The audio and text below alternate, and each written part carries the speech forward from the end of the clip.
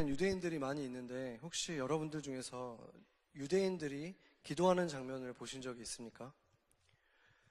그들을 보면은 그들의 기도는 거의 기도라기보다는 노래와 같을 때가 많습니다.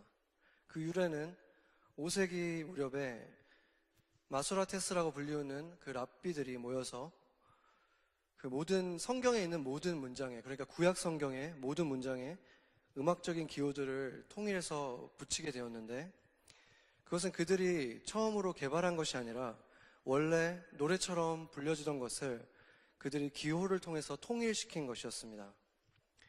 그들이 곡을 붙인 중요한 목적은 문자는 잘 잊어버리게 되지만 노래가 될 경우에 더 잘 기억할 수 있고 망각을 피할 수 있기 때문이었습니다. 그래서 지금도 유대인들이 기도하는 곳에 가보면, 모여서 기도하는 곳에 가보면 세계 어느 곳에서도 그들이 부르는 그 노래를 들을 수가 있는 것입니다. 그래서 그들의 기도는 찬양이 되었고 말씀은 노래가 되었습니다. 그래서 그렇게 노래가 된 하나님의 말씀은 그들 속에 망각으로부터 벗어날 수 있게 해주었고, 그래서 그들은 세계 어느 곳에 있든 그 정체성을 수천 년간 지킬 수 있었던 것입니다. 그런데 사실 히브리어로 구약을 보다 보면 성경을 처음에 주신 그 하나님 자체가, 하나님이 말씀을 주셨을 때부터 원래 노래의 형태로 주셨습니다. 히브리어로 되어 있는 성경을 읽어보면 그 안에 창세기 처음부터 노래와 같은 음율이 있는 것을 쉽게 알 수 있습니다. 이렇게 하나님께서 말씀을 노래와 같이, 찬양과 같이 주신 이유는 이 랍비들처럼 말씀을 암송하게 하기 위해서이기도 하겠지만, 중요한 뜻은 하나님의 그 말씀을 기억하고 그것을 만민 앞에서 찬양하고 만민 앞에서 하나님이 하신 일을, 그 복된 소식을 찬송하고 선포하라고 주신 것입니다. 역대상 16장을 한번 보겠습니다. 같이 한번 읽어보겠습니다. 너희는 여호와께 감사하며 그의 이름을 불러 아뢰며 그가 행하신 일을 만민 중에 알릴지어다. 그에게 노래하며 그를 찬양하고 그의 모든 기사를 전할지어다. 아멘. 이것을 보면 찬양의 목적은 분명해집니다.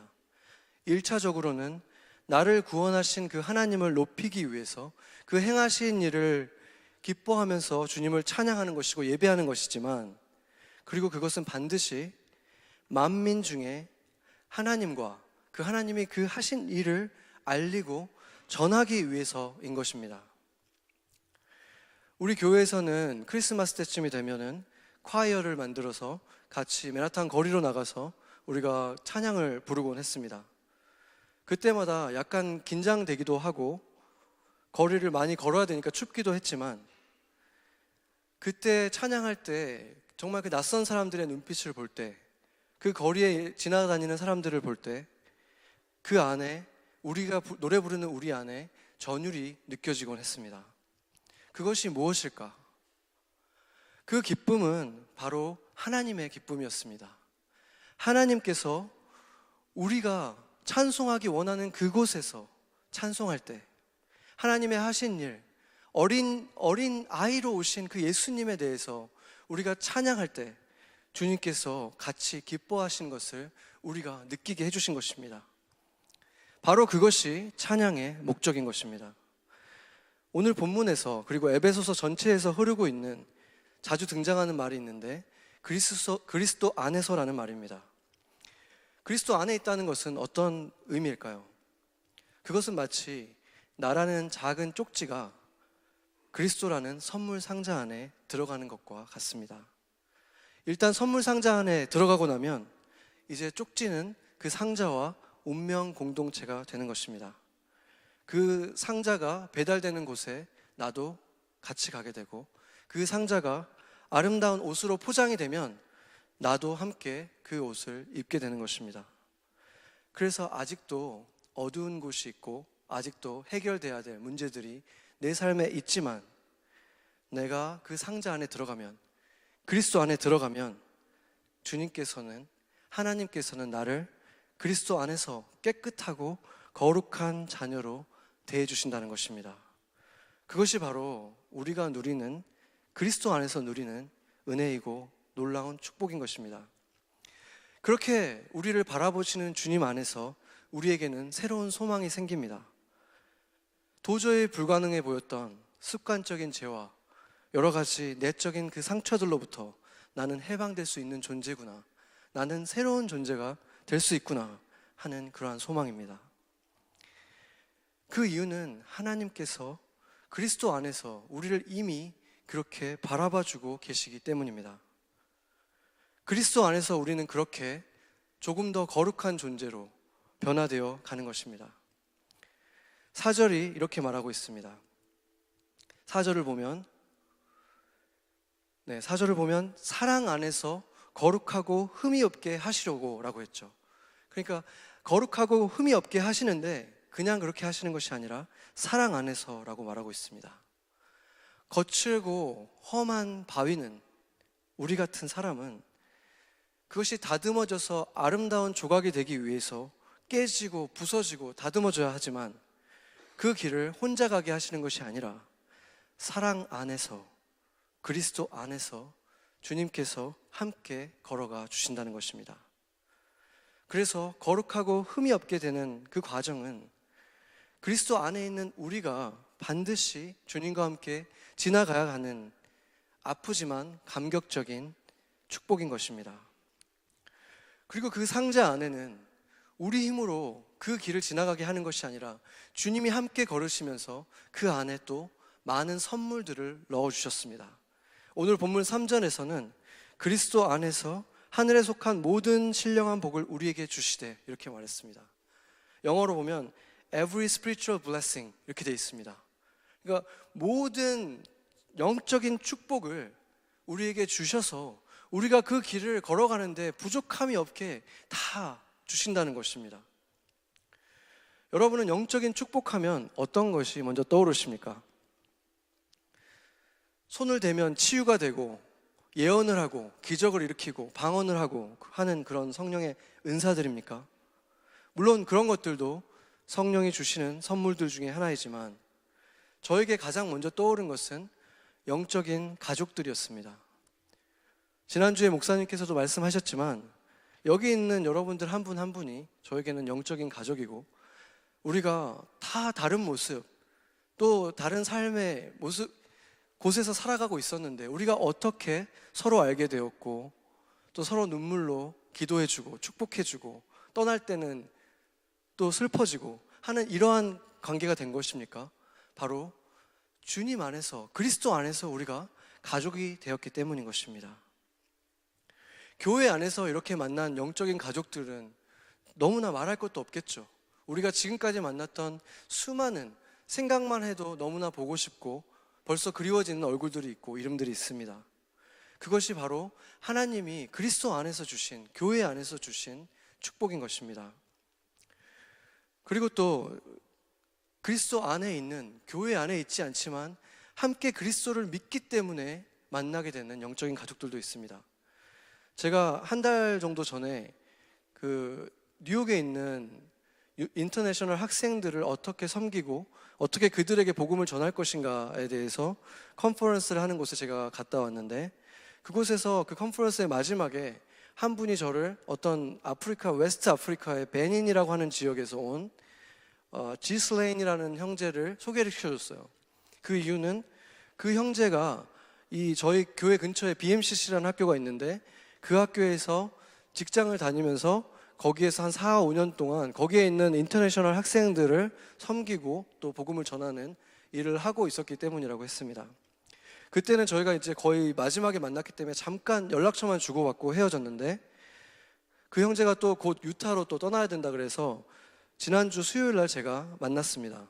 BMCC에 가서 그 친구를 만나고 같이 그 캠퍼스를 돌면서 기도도 하고 대화도 나눴는데 들으면서 신기했던 것이 그 친구랑 저랑 똑같이 2008년에 이 뉴욕에 왔더라고요. 그리고 뉴욕에 와서 처음으로 이 인터내셔널 학생들을 바라보면서 정말 열방에서 다 온 그 학생들을 보면서 이들에게 예수님을 전하고 싶다는 그 열망이 저에게도 그 형제에게도 일어났던 것입니다.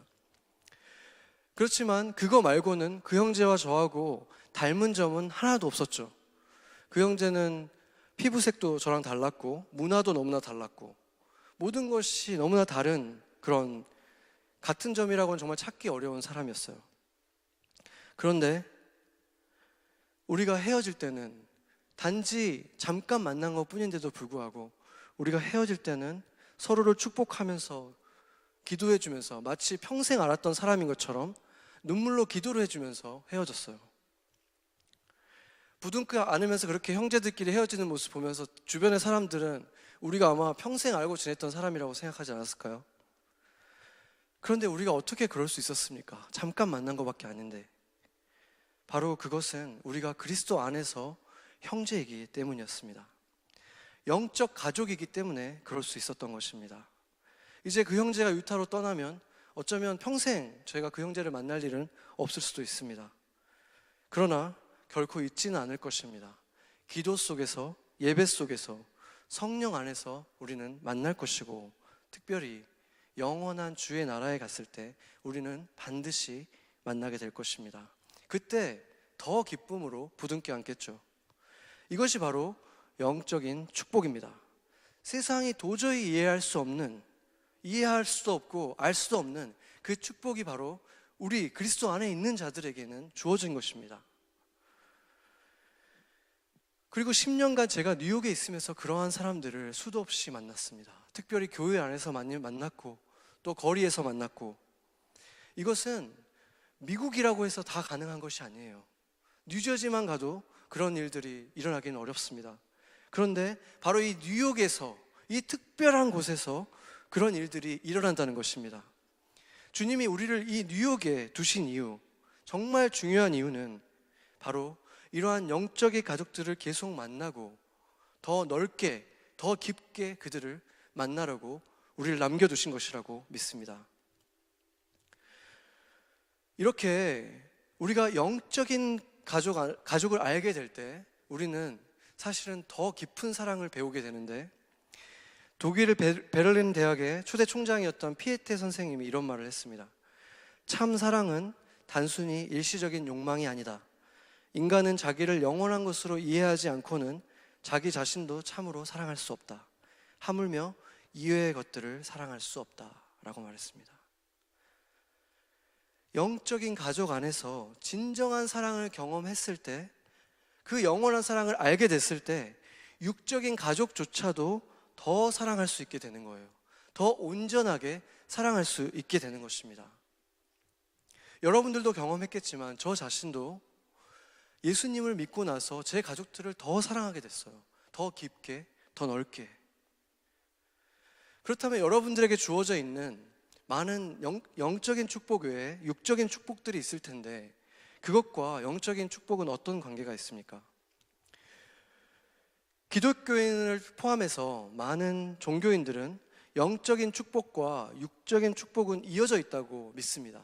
그래서 하나님의 사랑을 많이 받은 사람들은 육적으로도 축복을 많이 받는다, 이렇게 서로 긴밀하게 연결되어 있다고 믿는 것입니다. 성경이 과연 그렇게 말할까요? 결론부터 말하자면 직접적인 관계는 없습니다. 그렇게 제가 자신 있게 말할 수 있는 이유는 세상에 어마어마한 성공을 가지고 누가 봐도 부러워할 만한 그런 삶을 살고 있는 사람들이 결코 영적으로 정말로 부요하고 축복받은 사람들은 아니기 때문이고, 또 반대로 세상 사람들이 보기에는 가진 것도 별로 없고 특별한 성공을 전혀 누린 것 같지 않지만, 제가 아는 사람들 가운데서도 아무도 몰라주는 곳에서 하나님을 섬기고 있는 그런 분들은 제가 볼 때는 세상 어떤 사람들보다도 영적으로 축복을 받은 사람들이기 때문입니다. 그리고 이 사도행전에 나타나고 있는 이 바울, 그리고 지금 이 에베소서를 쓴 바울도 생각해 보면 그때 당시에 바울이 유명인도 아니었고 얼마나 많은 고난과 역경을 지나갔습니까? 심지어 그리스도인들로부터도 무시를 받기도 했고, 그런 이 사람이 지금 뭐라고 얘기하냐면 우리들은 every spiritual blessing을 다 받은 존재다, 이렇게 말하잖아요. 그럼 바울이 지금 자기가 모든 영적인 축복을 다 받았다고 말했는데 바울이 그러면 육적인 축복도 같이 받았습니까? 그렇지 않았죠. 육적인 축복이라고 우리가 말할 수 있는 것, 돈, 명예, 건강, 외모, 자손, 뭐 결혼도 하지 않았고 그 모든 것들이 그에게 아무것도 주어지지 않았어요. 그렇지만 그는 자기가 모든 영적인 축복을 받았다고 얘기하고 있다는 것이죠. 그래서 세상에서는 그렇게 육적인 축복을 받은 사람들, 그런 사람들을 우러러보고 그런 사람들 스스로도 자랑스러워할 수는 있겠지만 교회 안에서까지 그렇게 볼 이유는 전혀 없다는 것입니다.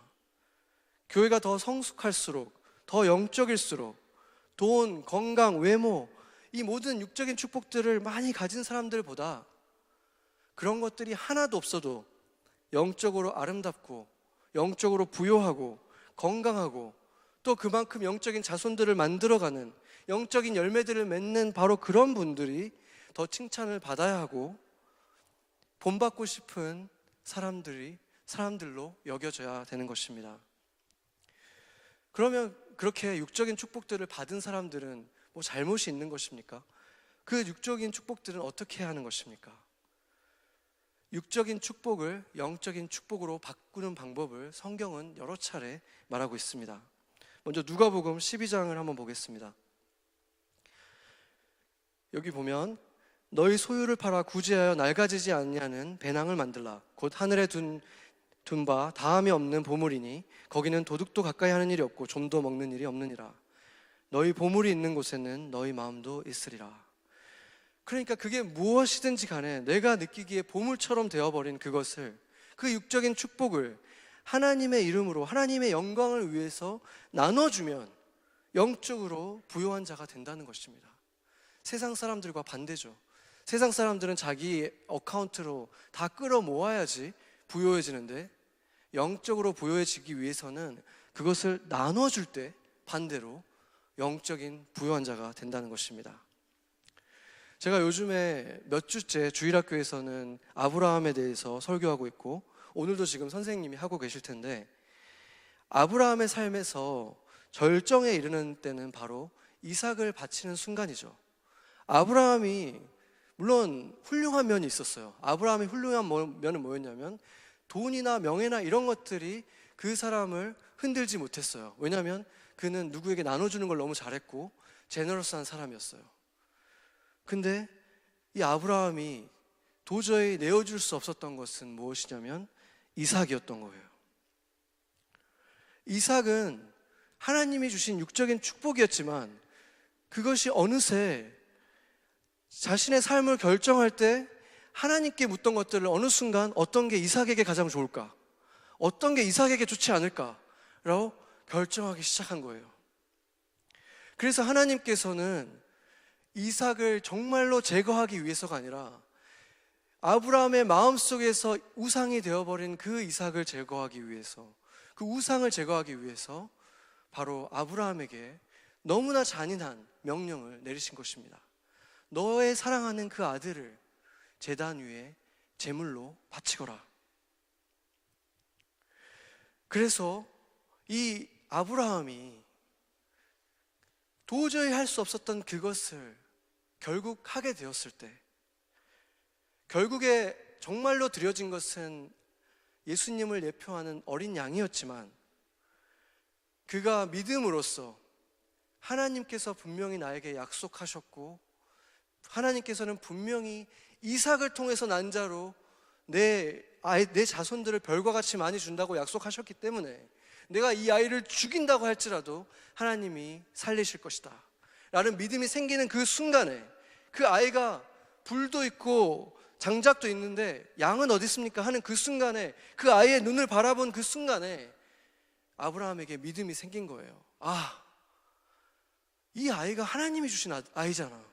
내 힘은 조금도 들어가지 않은 온전히 하나님이 주신 이 아이를 하나님이 주셨는데, 그리고 이 아이를 통해서 별과 같은 아이를 주신다고 하셨는데 이 아이가 죽을 리가 없겠구나, 죽어도 그대로 죽어 있을 리가 없겠구나 라는 그 믿음이 생기는 그 순간에 아브라함이 그 아이를 제단을 쌓고 제물처럼 올려드리고 정말로 칼을 뽑을 수가 있었던 것입니다. 그것 때문에 바로 아브라함은 전 세계 50%가 넘는 사람이, 그리스도인들보다 훨씬 많은 사람이 열방의 아버지라고 부르고 믿음의 조상이라고 부르는 거예요. 바로 그 믿음을 보인 사건 때문에. 그리고 나서 그 육적인 축복이었던 이삭은 이제 영적인 축복의 상징이 됩니다. 로마서 9장 7절을 보겠습니다. 로마서 9장 7절 같이 한번 읽겠습니다. 또한 아브라함의 씨가 다 그의 자녀가 아니라 오직 이삭으로부터 난 자라야 내 씨라 불리리라 하셨으니. 여러분에게 있는 육적인 축복은 무엇입니까? 그것이 재능이든 돈이든 자식이든 결혼이든 내 삶의 중요한 결정들을 내리게 만드는 바로 그것이 바로 이 육적인 축복이고 이삭이고 주님께 드려야 하는 것입니다. 바로 그것을 드릴 때 하나님이 그것을 빼앗아 가는 것이 아니라 그것이 나만이 아니라 열방을 축복하는 축복의 통로가 되고 나 또한 축복의 통로가 되는 축복이 돌아오는 역사가 일어나는 것입니다. 두 번째 하늘로부터 온 영적인 축복은 바로 우리가 흔히 생각하는 성령의 능력, 은사라고 할 수 있고 성령의 열매들입니다. 제가 지난번에 에베소서를 강의하면서 열매는 우리가 그리스도인이라면 누구나 맺어야 하는 것이지만 은사는 나타나기도 하고 안 나타날 수도 있다고 말했습니다. 왜냐하면 나무에게 있어서 열매라는 것은 건강하기만 하면 나타나는 거예요. 건강하기만 하다면 나무는 언제나 열매를 맺게 되어 있는 거죠. 열매는 크게 두 가지로 성경에서 말하고 있습니다. 첫째는 성품에 관한 것인데 갈라디아서 5장에 보면 성령의 열매들 말하고 있죠. 사랑, 희락, 화평 이렇게 쭉 나아가는데 그 사람들의 특징을 제가 정리해 보자면 겸손하면서 친절하고 사람들에게 진정 어린 관심을 보여주고 또 타인의 잘못을 쉽게 용서하는 온유한 사람들입니다. 바로 그런 사람 안에 이 성령의 열매들이 다 녹아들어 있기 때문입니다. 그리고 바로 그런 분이 예수님이셨죠. 이렇게 예수님을 닮은 온유한 사람이 되어 간다는 것만 해도 다른 모든 것을 받지 않아도 우리가 만약에 정말 그러한 온유한 사람이 된다면 그것만으로도 그리스도인이 된다는 것은 어마어마한 축복이 아니겠습니까? 그런데 그런 열매가 맺힌 사람에게 일어나는 또 다른 열매가 있죠. 바로 영적인 자녀들, 제자들입니다. 나무에 열매가 있잖아요. 사과 열매, 이런 열매들을 보면 그 열매 안에는 반드시 씨앗이 들어있죠. 그래서 그 사과가 떨어지면 씨앗채로 있는 것이 아니라 그 씨앗은 다시 새로운 나무로 탄생하는 것입니다. 그래서 성령의 열매를 맺은 사람들은 그렇게 자신이 건강한 나무로 자라고 열매를 맺을 뿐만 아니라 또 다른 나무까지 태어나게 만드는, 제자를 계속 낳는 열매를 만든다는 것입니다. 또 이러한 성령의 열매들이 없이 만약에 은사만 가지고 나타나는, 기적도 일으키고 병자도 고치고 방언도 하고 뭐 이런 사람들이 있다면 그런 사람들은 오히려 주의해야 된다고 제가 지난번에도 말했는데, 그 이유는 예수님께서 거짓 선지자들을 주의하라 하면서 이렇게 말씀하셨기 때문입니다. 마태복음 7장 20절 보겠습니다. 마태복음 7장 20절을 보면 이러므로 그들의 열매로 그들을 알리라 이렇게 말했어요. 그의 열매로 그들을 안다는 거예요. 그들 삶에 이런 예수님을 닮아가는 성품적인 변화나 이런 모습이 전혀 없는데 방언도 하고 온갖 은사들을 발휘한다고 해도 그들은 거짓 선지자라고 예수님께서 분명하게 말씀하셨습니다.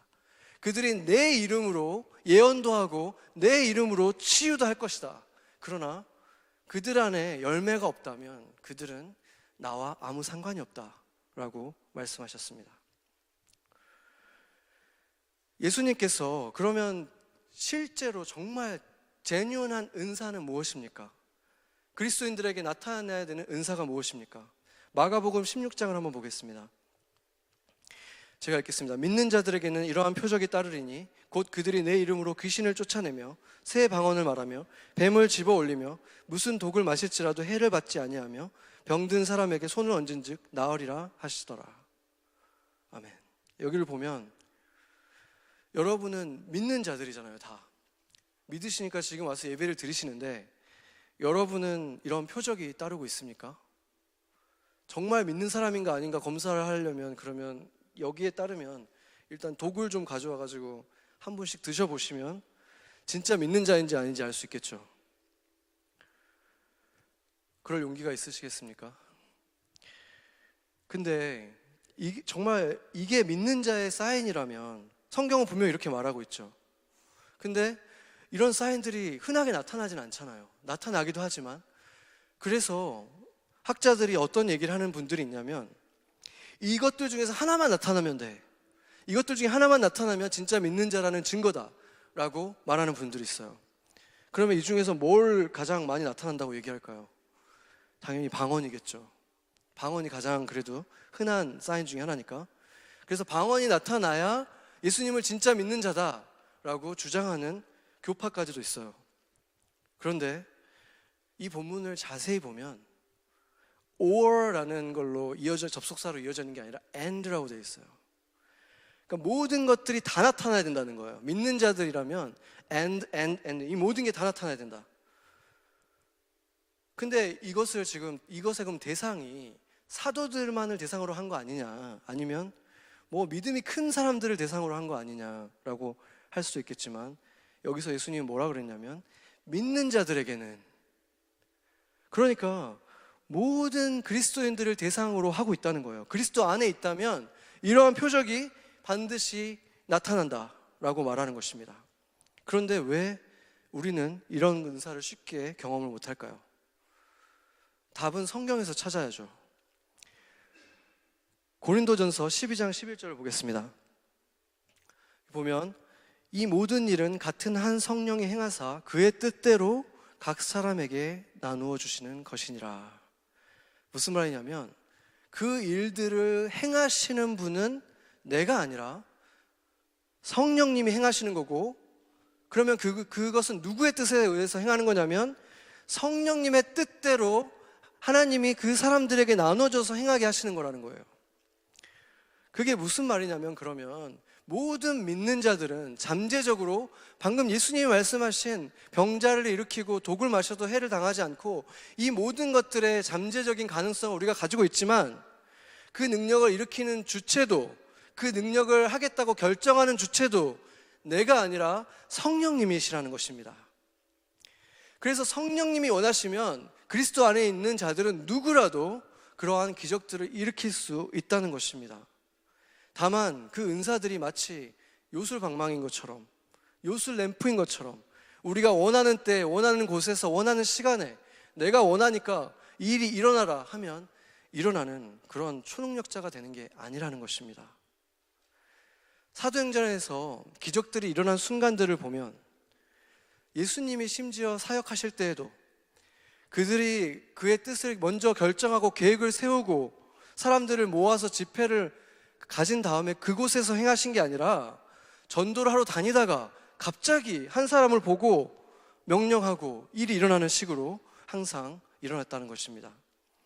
사도행전 3장에 베드로와 요한이 성전에 기도하러 가다가 미문이라는 그 문이 있는 곳에서 매일 구걸하던 어떤 거린을 만나는 장면이 나오죠. 여기서 중요한 점은 이 베드로와 요한은 그곳에서 매일 기도 시간이 되어서 그곳으로 갔다고 했어요. 그들은 매일 그곳을 그냥 다닌 거예요. 그 시간이 되면 기도하러 갔고, 그 거리는 어떻습니까? 매일 그곳에서 구걸하고 있었어요. 근데 그날따라 갑자기 베드로가 주목하여 본 거예요. 어떻게 그렇게 될 수 있었나? 사도행전 3장 4절 보면 베드로가 요한과 더불어 주목하여 이르되 우리를 보라, 이렇게 한 거예요. 그러니까 지금 갑작스럽게 베드로 안에 성령의 음성이 들린 거예요. 이 사람을 바라 주목해라. 그리고 여러분도 잘 아는 그 다음 문장이 나오죠. 사도행전 3장 6절, 베드로가 이르되 은과 금은 내게 없거니와 내게 있는 이것을 내게 주노니 나사렛 예수의 이름으로 일어나 걸으라.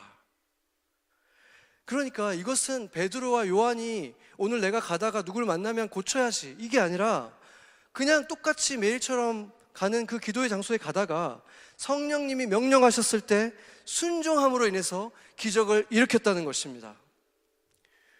복음서에 보면 심지어 예수님조차도 스스로의 능력으로 행하셨다고 하지 않고 아버지께서 말씀하신 대로 내가 보고 그대로 행했다. 요한복음 5장 19절 보겠습니다. 내가 진실로 진실로 너희에게 이르노니 아들이 아버지께서 하시는 일을 보지 않고는 아무것도 스스로 할 수 없나니. 그래서 성령이 거하시는 자, 그리스도 안에 있는 우리들은 누구라도 성령님이 우리에게 명령하시면 그 일을 행할 수 있는 거예요. 그러나 그것은 우리의 능으로 하는 것도 아니고 우리의 의지로 하는 것도 아니고 내가 초능력자가 된 것이 아니라 나는 그냥 주님께 드려졌고 그리스도 안에서 드려졌을 때 주님께서 우리를 통해서 치유도 하시고 죽은 자도 일으킬 수 있다는 말입니다. 그래서 우리가 할 일은 무엇인가? 아픈 지체들이 있을 때, 내 아이가 아플 때 나는 열심히 기도하는 거예요. 하나님 빨리 낫기를 원합니다. 간절히 기도하는 것이고 그 결과는 주님께 맡기는 것입니다. 내가 주인이 아니라 주님이 주인이시기 때문입니다. 그리고 세 번째로, 그리고 가장 중요한 영적인 복은 모든 그리스도인들에게 주어진 성령 자체인 것입니다. 13절과 14절을 같이 한번 읽어보겠습니다. 같이 읽겠습니다. 그 안에서 너희도 진리의 말씀 곧 너희의 구원의 복음을 듣고 그 안에서 또한 믿어 약속의 성령으로 인치심을 받았으니 이는 우리의 기업의 보증이 되사 그 얻으신 것을 속량하시고 그의 영광을 찬송하게 하려 하심이라. 아멘. 여기서 성령으로 인치심을 받았고 성령이 우리의 기업의 보증이 되셨다 이렇게 말했는데, 여러분도 이 뉴욕에 사시니까 잘 알겠지만 다 디파짓을 내고 사시잖아요. 근데 여기서 지금 보증이라고 한 것이 디파짓 개런티라고 되어 있습니다. 그러니까 이게 무슨 말이냐면 우리가 디파짓 개런티를 하나님한테 드렸다는 게 아니라 하나님이 우리한테 디파짓 개런티로 성령을 주셨다는 거예요. 그러니까 성령이 우리 안에 들어와 있다. 근데 그 성령님이 누구십니까? 삼위일체 하나님이잖아요. 그러니까 하나님을 내가 너희한테 디파짓으로 줄 건데, 내가 만약에 이 생의 삶이 끝나고 예수님이 다시 오시는 그날에, 이제 진짜 천국에 들어가는 그날에 정말 구원이 일어나는 그 순간에 내가 만약에 마음이 바뀌어가지고 얘가 너무 옳게 살지 않았기 때문에 너는 이제 못 들어와 이렇게 마음을 바꾸면 내가 이 성령은 돌려받지 않겠다는 거예요. 그게 디파짓이잖아요. 성령은 내가 안 돌려받겠다. 근데 그 성령님이 하나님이고 성령님이 천국이잖아요. 그러니까 결코 돌려받을 일이 없다는 말씀을 하시는 거예요. 한번 그리스도 안에 들어왔으면 너는 영원히 그리스도의 자녀다. 내가 성령으로 인쳤다라는 말이 바로 그 말입니다. 그런데 바로 성령님이, 하나님의 영이 우리 안에 들어와 있다, 이것 때문에 정말 괴로워하는 분들이 있어요. 바로 유대인들이나 무슬림들은 정말 옷을 찢고 싶을 정도로 모욕감을 느끼고 견딜 수 없는 게 바로 이거예요. 너희들은 우리가 봤을 때 거룩한 옷도 입고 다니지도 않고, 특히 그리스도인들은 뭐 세상 사람들이랑 다 똑같은데 어떻게 너희 같은 죄인 안에 거룩하신 하나님의 영이 거할 수 있다고 말하느냐는 거예요. 어떻게 하나님의 영이 너희 같은 죄인들 안에 어떻게 들어갈 수가 있느냐, 정말 견딜 수가 없는 거예요. 그 분노를. 어떻게 근데 그럴 수가 있습니까? 어떻게 우리 같은 죄인 안에 거룩한 영이 들어오셔서 잠깐 왔다 가시는 것도 아니고 영원히 거하신다고, 어떻게 그런 일이 어떻게 일어나죠? 바로 예수의 피로 인함인 것입니다. 에베소서 1장 7절을 보겠습니다. 1장 7절 같이 한번 읽어보겠습니다. 우리는 그리스도 안에서 그의 은혜의 풍성함을 따라 그의 피로 말미암아 속량 곧 죄사함을 받았느니라. 그러니까 그 은혜의 풍성함이 어느 정도냐면 그 아들이 피 흘리게 할 정도까지 주신 그 풍성한 은혜 때문에 우리가 죄인임에도 불구하고 하나님의 영이 거하시는 하나님의 성전이 될 수 있었다라고 말하고 있는 것입니다. 그리고 그렇게 그리스도 안에 있는 사람들, 아까 제가 이제 그 선물 상자에 들어간 운명 공동체가 되었다고 했죠. 그 사람들은 이제 그리스도가 피를 흘리고 그 십자가와에서 죽으실 때 그리스도 안에 있던 우리는 어떻게 되었습니까? 그 상자 안에 들어있는 우리도 다 같이 그 죽음에 참여한 것입니다. 죄에 물들어 있던 우리의 영, 그 영은 예수 그리스도께서 십자가에서 죽으시는 그때 그 예수 그리스도 안에서 같이 죽은 것입니다. 여러분의 그 죄가 있던 그 영이 죽은 것을 믿으십니까? 그리고 죽은 채로 남아있는 것이 아니라 그 상자가 다시 부활할 때, 사흘 후에 부활하는 그 순간에 우리도 예수 그리스도를 죽음에서 일으키신 그 영으로, 하늘에서 난 그 영으로 우리도 다시 살아났다는 것입니다.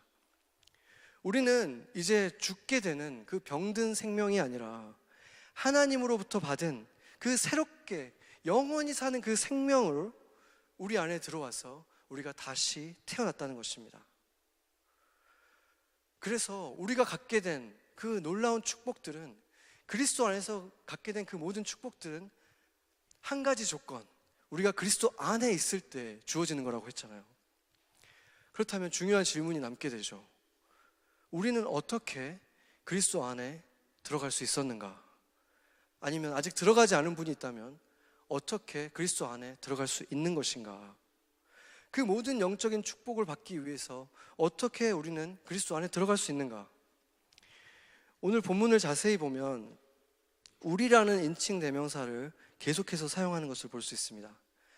3절에 보면 우리에게 주시되, 그 다음에 우리를 택하사, 우리를 예정하사, 우리에게 거저 주시는 바, 우리는, 또 8절에 우리에게 넘치게 하사, 9절 우리에게 알리신 것이요, 11절 우리가 예정을 입어, 12절 우리가. 이렇게 계속 우리라고 하다가 그 다음에 13절에 와서 너희도 라고 바뀌게 됩니다.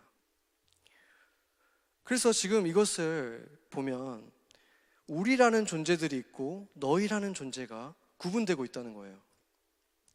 그래서 지금까지 우리가 보았던 이 모든 영적인 축복들은 사실상 가장 직접적으로는 우리라고 말하는 그 사람들에게 향하고 있다라는 것이죠.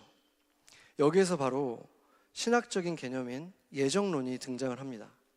predestination이라고 하는데 영어로는 간단하게만 살펴보겠습니다. 이것은 이제 성경을 통해서 나타난 하나님에 대해서 성 어거스틴과 칼빈이 정리한 신학적인 개념인데, 요지는 이렇습니다. 모든 것을 다 아시고 모든 것을 미리 보시는 하나님께서 구원할 특정한 사람들을, 그들이 태어나기도 전에, 그 인디비주얼들을 하나님이 그들이 태어나기도 전에, 심지어 세상이 창조되기도 전에 예정해 두셨다라는 것이죠.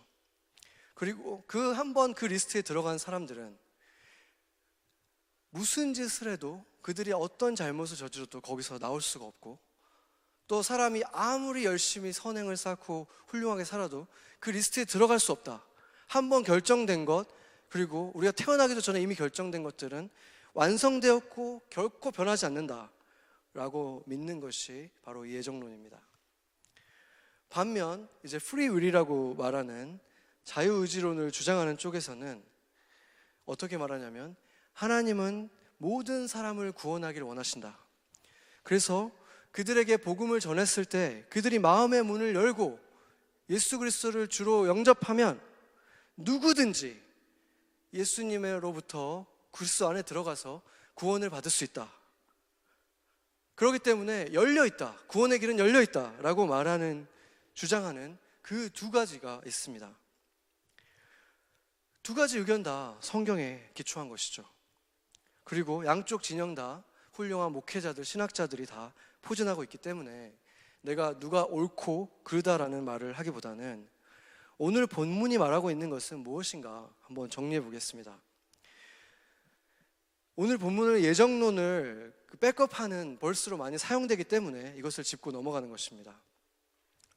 그런데 오늘 본문을 자세히 보면 분명히 예정론도 나와 있고 자유의지론, 두 가지 다를 얘기하고 있다는 것을 알 수 있습니다. 우리라는 존재들에서 얘기할 때는 우리가 믿었다 이런 말은 조금 더 나와 있잖아요.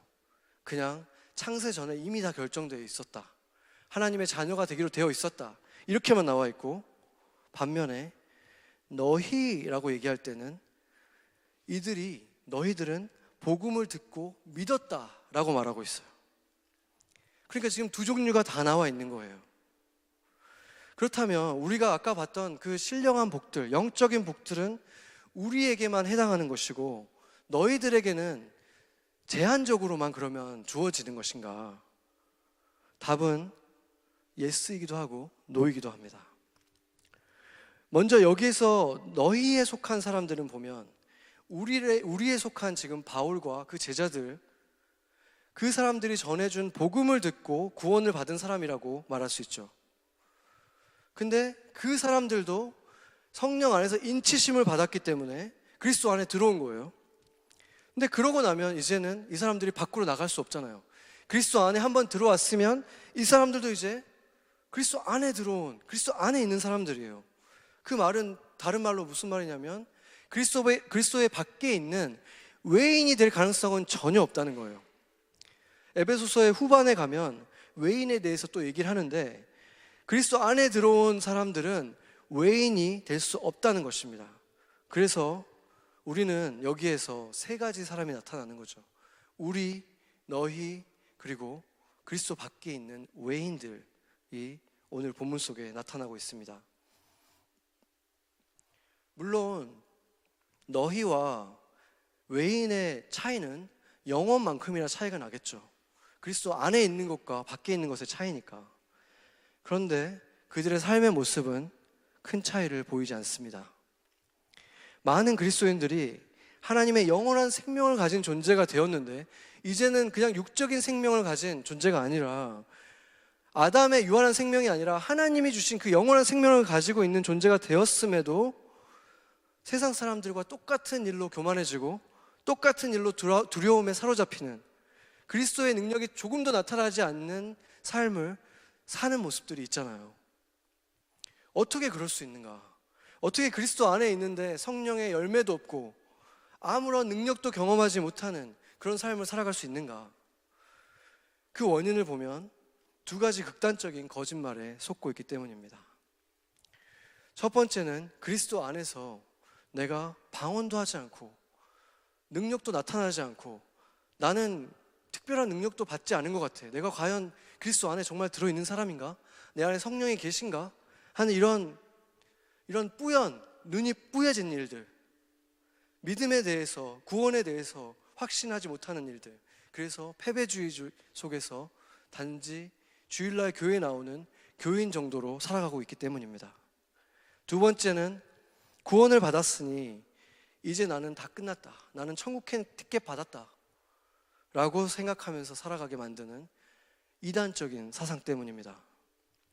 한마디로 거짓에 눈이 뿌얘졌거나 거짓에 귀가 희미해졌기 때문에 하나님에 대해서, 그리고 하나님을 전혀 찬송하지 못하는 삶을 살아가고 있기 때문에 그들은 능력 없는 삶을 살고 있다는 것입니다.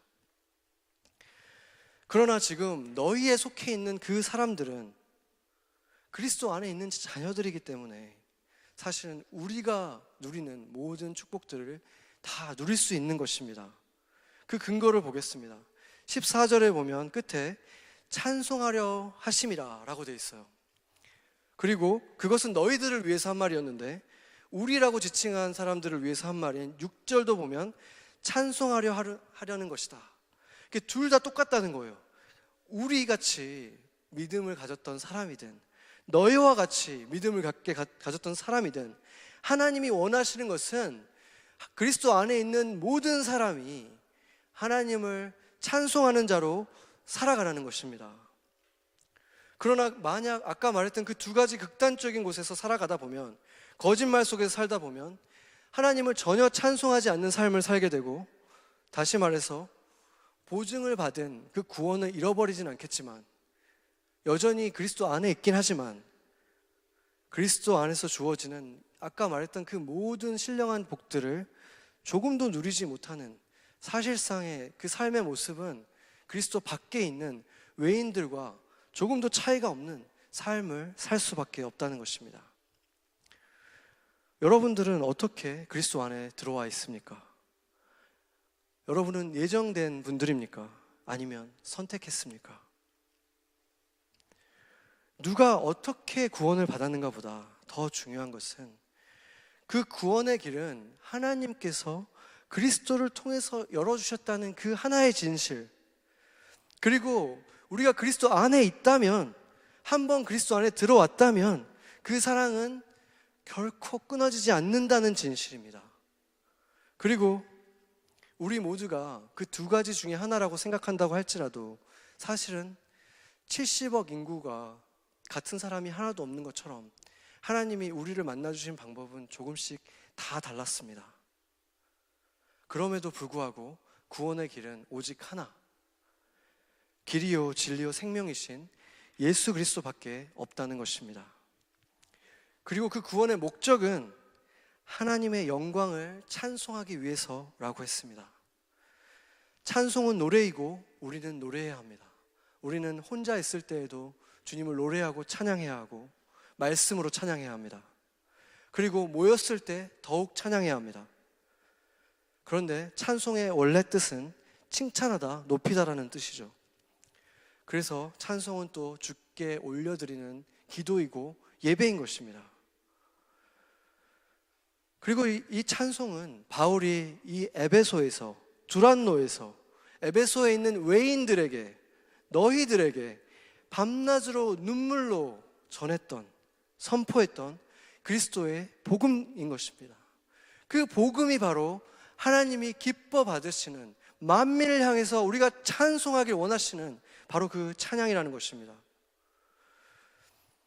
그래서 우리가 일하는 곳에서, 일상을 보내는 곳에서, 바로 그곳에서 노래로, 기도로, 하나님의 말씀으로 우리는 찬양해야 되는 것입니다.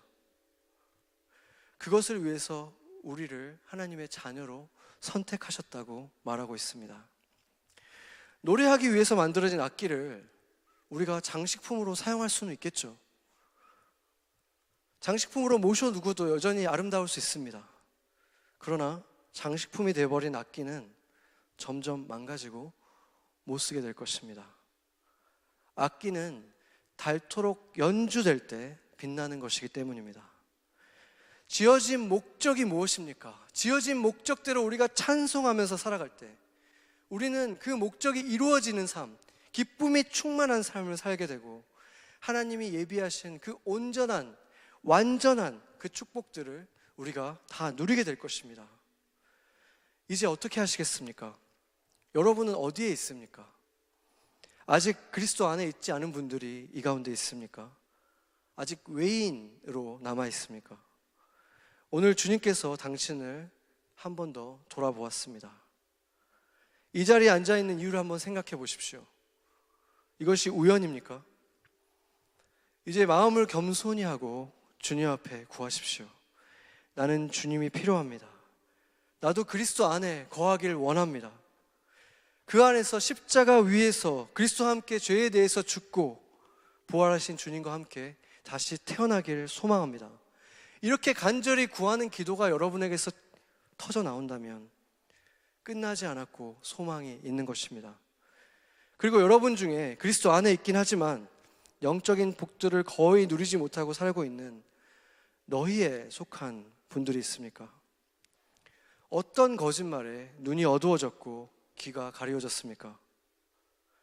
나타나는 은사가 아무것도 없으니 나는 구원받은지 모르겠다. 나는 아무런 능력이 없고 생명조차 분명하지 않다. 이런 거짓말에 속고 있습니까?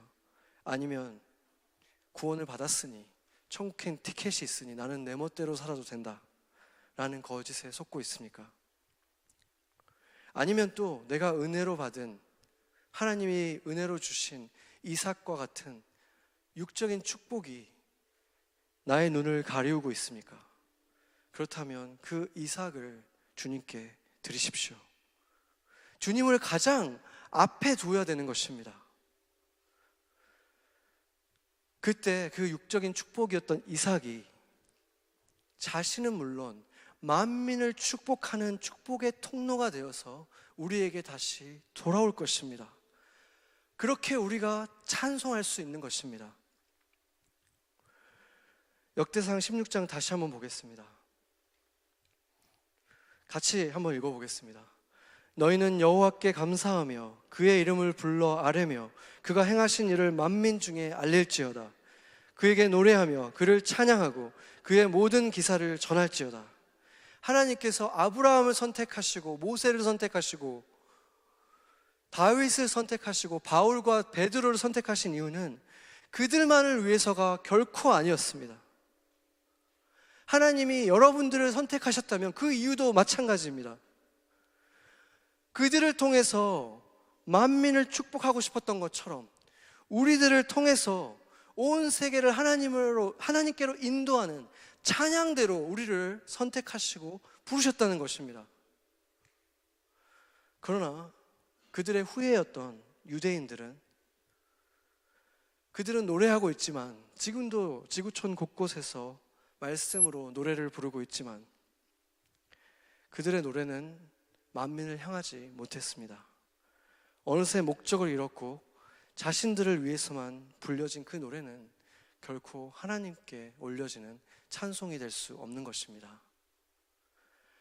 그리고 교회는 어떻습니까? 많은 찬양의 집회가 있고 예배들이 있고 교회들이 어마어마하게 많지만 그 찬양이 과연 만민을 향해서 나아가고 있습니까? 아니면 자신들을 위해서만, 교회 안에서만 불려지고 있습니까? 우리가 그리스도 안에 들어오게 된 것은 하나님의 선택이었다고 믿는다면 하나님이 여러분을 선택한 그 목적은 무엇입니까? 하나님이 여러분을 찬양대로 부르신 그곳은 어디입니까? 그곳에서 내가 찬양대로 주님을 찬양하고 노래하고 하나님이 하신 일을 전하는 사람으로 살아갈 때 어떠한 환경 속에서도 하나님의 기쁨과 감격을 잃어버리지 않을 것입니다. 왜냐하면 그 선물 상자 안에 있는 그 모든 영적인 축복이 바로 우리가 누리게 되는 축복이 될 것이기 때문입니다. 그런 완성된 삶 원하지 않습니까? 그런 축복을 누리고 싶다면, 영적인 축복들을 다 누리고 싶다면 바로 이 본문에 나타나는 우리의 사람들처럼 에베소와 같은 이 뉴욕에서 주님을 찬양하십시오. 그리스도의 이름을 높이고 그분이 하신 일, 그 복음을 일상에서, 거리에서 선포하고 찬송하는 것입니다. 그럴 때 우리는 또한 겸손하고 친절하고 다른 사람을 진정으로 돌아볼 수 있고 남의 잘못을 용서해 줄 수 있는 예수님을 닮은 온유한 사람, 그 열매들을 맺고 또 우리를 닮은 제자들의 열매를 맺는 온유한 사람이 되어갈 것입니다.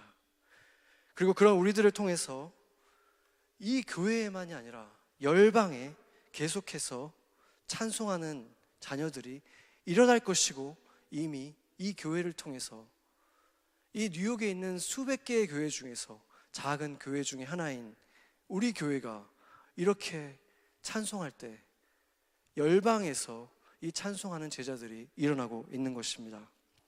그런 우리를 통해 이 땅 뉴욕에서 하나님의 말씀은 더욱 흥황할 것입니다. 같이 기도하겠습니다.